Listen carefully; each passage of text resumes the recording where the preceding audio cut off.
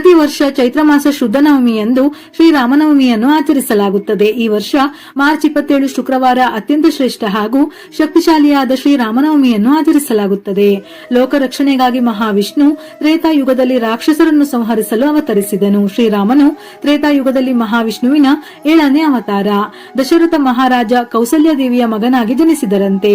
ಮಹರ್ಷಿ ವಾಲ್ಮೀಕಿಯವರು ಚೈತ್ರ ಮಾಸದ ಶುಕ್ಲ ಪಕ್ಷದ ನವಮಿ ತಿಥಿಯಂದು ಪುನರ್ವಸು ನಕ್ಷತ್ರದಲ್ಲಿ ಕರ್ಕಾಟಕ ರಾಶಿಯಲ್ಲಿ ಅಭಿಜಿತ್ ಮುಹೂರ್ತದಲ್ಲಿ ದೈವಿಕ ಗುಣಲಕ್ಷಣಗಳೊಂದಿಗೆ ಪ್ರಪಂಚದಾದ್ಯಂತ ಪೂಜಿಸಲ್ಪಟ್ಟ ಶ್ರೀರಾಮನಿಗೆ ಕೌಸಲ್ಯೆಯು ಜನ್ಮ ನೀಡಿದಳು ಎಂದು ಉಲ್ಲೇಖಿಸಿದ್ದಾರೆ.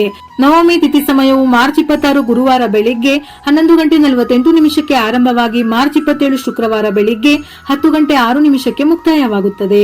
ಇದರ ಜೊತೆಯಲ್ಲಿ ಅದೇ ದಿನ ಸೀತಾರಾಮರ ಮದುವೆ ನಡೆದಿತ್ತು ಎನ್ನಲಾಗಿದೆ. 14 ವರ್ಷಗಳ ವನವಾಸದ ನಂತರ ಅವರ ಪಟ್ಟಾಭಿಷೇಕದ ದಿನವೇ ನವಮಿ ತಿಥಿ ಎಂದು ಹೇಳಲಾಗುತ್ತದೆ. ಆದ್ದರಿಂದ ಸೀತಾರಾಮರ ಕಲ್ಯಾಣವನ್ನು ಶ್ರೀರಾಮನವಮಿ ಎಂದು ಆಚರಿಸಲಾಗುತ್ತದೆ.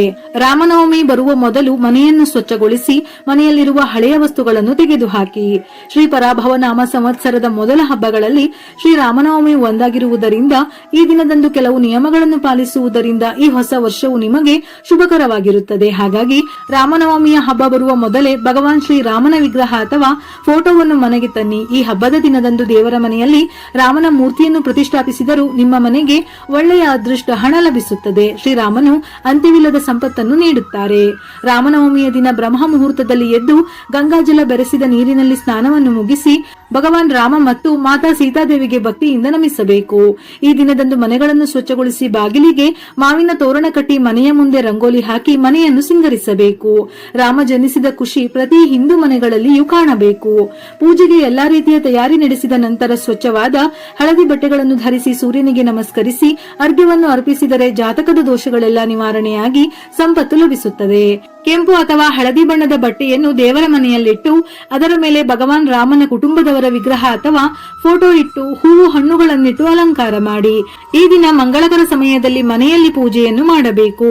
ರಾಮನ ಪೂಜೆಗೆ ಅತ್ಯಂತ ಸೂಕ್ತವಾದ ಸಮಯವೆಂದರೆ ಮಾರ್ಚ್ 27 ಶುಕ್ರವಾರದ ದಿನ ಬೆಳಿಗ್ಗೆ ಬ್ರಹ್ಮ ಮುಹೂರ್ತದಲ್ಲಿ ಪೂಜೆಯನ್ನು ಮಾಡುವವರು ಬೆಳಗಿನ ಜಾವ 4:37 ಬೆಳಗ್ಗೆ 5:25 ಮಧ್ಯಾಹ್ನ ಮುಹೂರ್ತದಲ್ಲಿ ಪೂಜೆ ಮಾಡುವವರು ಮಧ್ಯಾಹ್ನ 11:05 ಮಧ್ಯಾಹ್ನ 1:31. ಇನ್ನು ಸಂಜೆಯ ಸಮಯದಲ್ಲಿ ಪೂಜೆ ಮಾಡುವವರು ಸಂಜೆ 6:23 7:34 ಈ 3 ಸಮಯದಲ್ಲಿ ಪೂಜೆ ಮಾಡಿದರೆ ಬಹಳ ಶ್ರೇಷ್ಠ. ಇದರಿಂದ ನಿಮ್ಮ ಕುಟುಂಬಕ್ಕೆ ಒಳ್ಳೆಯದಾಗುತ್ತದೆ.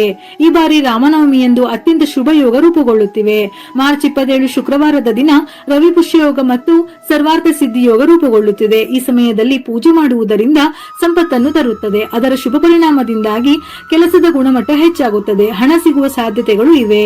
ಶ್ರೀರಾಮನವಮಿಯ ದಿನದಂದು ಪೂಜಿಸುವುದರಿಂದ ಶ್ರೀರಾಮನನ್ನು ಆರಾಧಿಸುವುದರಿಂದ ಕೋಟಿಪಟ್ಟು ಪುಣ್ಯ ಲಭಿಸುತ್ತದೆ. ರಾಮನ ಆರಾಧನೆಯಿಂದ ಎಲ್ಲ ಪಾಪಗಳು ನಿವಾರಣೆಯಾಗಿ ಸಕಲ ಸಂಪತ್ತು ನಿಮ್ಮ ಮನೆಗೆ ತಲುಪುತ್ತದೆ. ಈ ದಿನ ಹಳದಿ ಬಣ್ಣದ ಬಟ್ಟೆಗಳನ್ನು ಧರಿಸುವವರಿಗೆ ಅಪಾರ ಸಂಪತ್ತು ದೊರೆಯುತ್ತದೆಯಂತೆ. ಅಲ್ಲದೆ ನಿಮ್ಮ ಜೀವನದಲ್ಲಿ ಸಂಪತ್ತಿಗೆ ಎಂದಿಗೂ ಕೊರತೆ ಇರುವುದಿಲ್ಲ.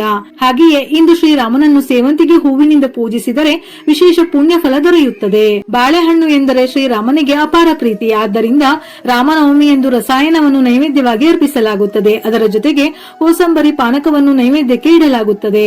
ಶ್ರೀರಾಮನವಮಿ ಎಂದು ಸೀತಾರಾಮರ ಕಲ್ಯಾಣ ಮಾಡಿದರೆ ಇಷ್ಟಾರ್ಥಗಳು ನೆರವೇರುತ್ತದೆ. ಜೀವನದಲ್ಲಿ ಎಲ್ಲಾ ಅನಿಷ್ಟಗಳು ತೊಲಗಿ ಸಂತೋಷ ನೆಲೆಗೊಳ್ಳುತ್ತದೆ. ಈ ದಿನ ಬೆಲ್ಲದ ಪಾನಕವನ್ನು ದಾನ ಮಾಡುವುದರಿಂದ ಕೋಟಿ ಜನ್ಮದ ಪುಣ್ಯ ಸಿಗುತ್ತದೆ. ಅನ್ನದಾನ ಮಾಡುವುದರಿಂದ ವಂಶಾಭಿವೃದ್ಧಿಯಾಗುತ್ತದೆ. ಶ್ರೀರಾಮ ಕಲ್ಯಾಣವನ್ನು ನೋಡುವುದು ಮತ್ತು ಕಲ್ಯಾಣದ ಅಕ್ಷತೆಯನ್ನು ತಲೆಯ ಮೇಲೆ ಹಾಕಿಕೊಳ್ಳುವುದು ಅತ್ಯಂತ ಶುಭದಾಯಕ. ಈ ದಿನ ತಪ್ಪದೆ ತುಳಸಿ ಗಿಡವನ್ನು ವಿಶೇಷವಾಗಿ ಪೂಜಿಸಬೇಕು. ಎಲ್ಲಕ್ಕಿಂತ ಹೆಚ್ಚಾಗಿ ಈ ದಿನ ಹಿಟ್ಟಿನ ದೀಪಗಳಿಂದ ದೀಪವನ್ನು ಬೆಳಗಿದರೆ ಇಷ್ಟಾರ್ಥಗಳು ಶೀಘ್ರವೇ ನೆರವೇರುತ್ತದೆ. ನಿಮ್ಮ ಕುಟುಂಬಕ್ಕೆ 10 ತಲೆಮಾರಿನ ಸಂಪತ್ತು ಸಿಗುತ್ತದೆ. ರಾಮನವಮಿಯಂದು ಮನೆಯಲ್ಲಿ ಪೂಜೆ ಮಾಡುವಾಗ ಅಕ್ಕಿ ಹಿಟ್ಟಿನಿಂದ 2 ದೀಪಗಳನ್ನು ತಯಾರಿಸಿ ಶುದ್ಧ ಹಸುವಿನ ತುಪ್ಪವನ್ನು ಸೇರಿಸಿ ಶ್ರದ್ಧೆಯಿಂದ ದೀಪವನ್ನು ಬೆಳಗಬೇಕು. ಈ ದಿನ ಮನೆಯಲ್ಲಿ ಪೂಜೆಗೆ ಹಾಗೂ ದೇವರ ಮನೆಯಲ್ಲಿ ತಪ್ಪದೆ ತುಳಸಿಯನ್ನು ಇಡಲೇಬೇಕು. ಏಕೆಂದರೆ ತುಳಸಿ ದಳಗಳು ಭಗವಾನ್ ಶ್ರೀರಾಮನಿಗೆ ಅತ್ಯಂತ ಪ್ರಿಯವಾದ ವಸ್ತುಗಳಲ್ಲಿ ಒಂದಾಗಿದೆ. ರಾಮನನ್ನು ತುಳಸಿ ದಳಗಳಿಂದ ಪೂಜಿಸಿದರೆ ನಿಮ್ಮ ಮನೆಗೆ ಅಖಂಡ ಕುಬೇರ ರಾಜಯೋಗ ದೊರೆಯುತ್ತದೆ. ಶನಿ ದೋಷಗಳೆಲ್ಲವೂ ದೂರವಾಗುತ್ತದೆ ಹಾಗೂ ಅಪಾರ ಧನ ಪ್ರಾಪ್ತಿಯಾಗುತ್ತದೆ. ಹಾಗಾಗಿ ಇಂತಹ ಅತ್ಯಂತ ಶಕ್ತಿಶಾಲಿಯಾದ ದಿನದಂದು ತಪ್ಪದೆ ರಾಮ ಪೂಜೆಯಲ್ಲಿ ತುಳಸಿಯನ್ನು ಬಳಸಿ.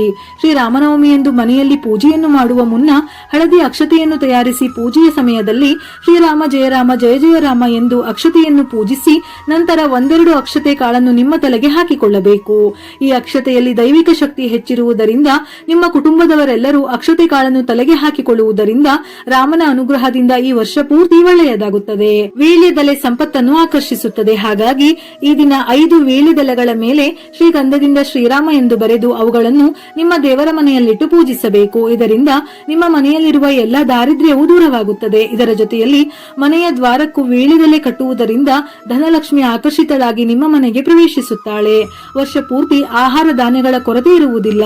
ದ್ವಿಗುಣ ಸಂಪತ್ತನ್ನು ಪಡೆಯಬಹುದು. ಈ ದಿನದಂದು ಸೀತಾರಾಮರನ್ನು ಪೂಜಿಸುವುದರಿಂದ ದಾಂಪತ್ಯ ಜೀವನದಲ್ಲಿ ಪ್ರೀತಿ ಹೆಚ್ಚಾಗುತ್ತದೆ. ಸೀತಾದೇವಿಯು ಲಕ್ಷ್ಮೀ ದೇವಿಯ ಒಂದು ರೂಪವೆಂದು ಹೇಳುತ್ತಾರೆ. ಹಾಗಾಗಿ ಈ ರಾಮನವಮಿಯಂದು ನೀವು ಶ್ರೀರಾಮನ ಜೊತೆಗೆ ಸೀತಾದೇವಿಯನ್ನು ಪೂಜಿಸಿದರೆ ನೀವು ಲಕ್ಷ್ಮೀ ದೇವಿಯ ಸಂಪೂರ್ಣ ಅನುಗ್ರಹವನ್ನು ಪಡೆಯಬಹುದು. ಅದರಲ್ಲೂ ರಾಮನವಮಿ ಶುಕ್ರವಾರವೇ ಬಂದಿರುವುದರಿಂದ ಲಕ್ಷ್ಮಿ ಆರಾಧನೆ ಮಾಡಿದರೂ ಬಹಳ ಶ್ರೇಷ್ಠ. ಈ ದಿನದ ಉಪವಾಸದಿಂದ ಅನಂತ ಕೋಟಿ ಪುಣ್ಯದ ಫಲವನ್ನು ಪಡೆಯಬಹುದು. ಈ ದಿನ ರಾಮಾಯಣವನ್ನು ಓದಿದರೂ ಅಥವಾ ಕೇಳಿದರೂ ಸಹ ರಾಮನ ಸಂಪೂರ್ಣ ಕೃಪೆ ಸಿಗುತ್ತದೆ. ಇನ್ನು ಕೆಲವು ಕಡೆ ಸೀತಾರಾಮರ ಕಲ್ಯಾಣವನ್ನು ನಡೆಸಲಾಗುತ್ತದೆ. ಸೀತಾರಾಮರ ವಿವಾಹ ಸಮಾರಂಭದಲ್ಲಿ ಬಳಸುವ ಅಕ್ಷತೆಯನ್ನು ತಲೆಯ ಮೇಲೆ ಹಾಕಿಕೊಂಡರೆ ಅವಿವಾಹಿತರಿಗೆ ಮದುವೆಯಾಗುತ್ತದೆ. ದಾಂಪತ್ಯದಲ್ಲಿದ್ದ ಎಲ್ಲ ಅಡೆತಡೆಗಳು ನಿವಾರಣೆಯಾಗುತ್ತದೆ. ಈ ದಿನ ದಾನ ಮಾಡುವುದು ಬಹಳ ಶ್ರೇಷ್ಠವಂತೆ. ಶ್ರೀರಾಮನವಮಿ ಎಂದು ಮಾಡುವ ದಾನವು ಬಹಳಷ್ಟು ಪುಣ್ಯ ಫಲವನ್ನು ಪಡೆಯುತ್ತದೆ. ಕೇವಲ 1 ರೂಪಾಯಿ ದಾನ ಮಾಡಿದರೂ ಸಹ ಕೋಟಿಗಟ್ಟಲೆ ಪುಣ್ಯವನ್ನು ಪಡೆಯಬಹುದು. ಭಕ್ತಿಯಿಂದ ದೇವರ ಬಳಿ ಪ್ರಾರ್ಥನೆ ಮಾಡಿ ಮಂತ್ರ ಪಠಿಸುತ್ತಾ ಭಗವಾನ್ ರಾಮನನ್ನು ಧ್ಯಾನಿಸಿ.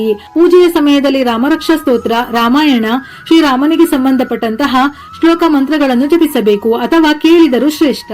ಅನೇಕರಿಗೆ ರಾಮಕೋಟಿ ಬರೆಯುವ ಆಸೆ ಇರುತ್ತದೆ. ಹೊಸದಾಗಿ ಪ್ರಾರಂಭ ಮಾಡುವವರು ಇಂದಿನಿಂದ ರಾಮಕೋಟಿ ಬರೆಯಬಹುದು. ಇಲ್ಲವೆಂದರೆ ಕನಿಷ್ಠ 108 ಬಾರಿಯಾದರೂ ಶ್ರೀರಾಮ ಜಯ ರಾಮ ಜಯ ಜಯ ರಾಮ ಎಂದು ಬರೆದರೆ ತುಂಬಾ ಒಳ್ಳೆಯದು. ಈ ದಿನ ಶ್ರೀರಾಮರಕ್ಷಾ ಸ್ತೋತ್ರ ಪಠಿಸುವುದರಿಂದ ಗ್ರಹ ದೋಷಗಳು ನಿವಾರಣೆಯಾಗುತ್ತದೆ. ಪೂಜೆ ಮುಗಿದ ಬಳಿಕ ಆರತಿ ಮಾಡಿ ಭಕ್ತಿಯಿಂದ ನಿಮ್ಮ ಆಸೆಗಳನ್ನು ದೇವರ ಮುಂದೆ ಬೇಡಿಕೊಳ್ಳಿ. ನೈವೇದ್ಯಕ್ಕೆ ಇಟ್ಟ ಪ್ರಸಾದ ಮತ್ತು ಹಣ್ಣುಗಳನ್ನು ಎಲ್ಲರಿಗೂ ವಿತರಿಸಿ. ಈ ರೀತಿ ಮಾಡುವುದರಿಂದ ಸಂತೋಷ, ಸಮೃದ್ಧಿ ಮತ್ತು ಸಂಪತ್ತು ಎಲ್ಲವೂ ಪ್ರಾಪ್ತಿಯಾಗುತ್ತದೆ. ರಾಮನವಮಿ ಹಬ್ಬದ ದಿನ ಮಾಂಸಾಹಾರ ಸೇವನೆ ಮಾಡಬೇಡಿ. ಅಡುಗೆಯಲ್ಲೂ ಬೆಳ್ಳುಳ್ಳಿ, ಈರುಳ್ಳಿಯನ್ನು ಸೇರಿಸಬೇಡಿ. ವಿಡಿಯೋ ಇಷ್ಟ ಆಗಿದ್ದಲ್ಲಿ ಮರೆಯದೆ ಲೈಕ್ ಕೊಟ್ಟು ನಿಮ್ಮವರಿಗೆ ಶೇರ್ ಮಾಡಿ. ಇದೇ ರೀತಿಯ ಮನಮುಟ್ಟುವ ಉಪಯುಕ್ತ ಮಾಹಿತಿಗಳಿಗಾಗಿ ಮತ್ತೆ ಭೇಟಿಯಾಗೋಣ.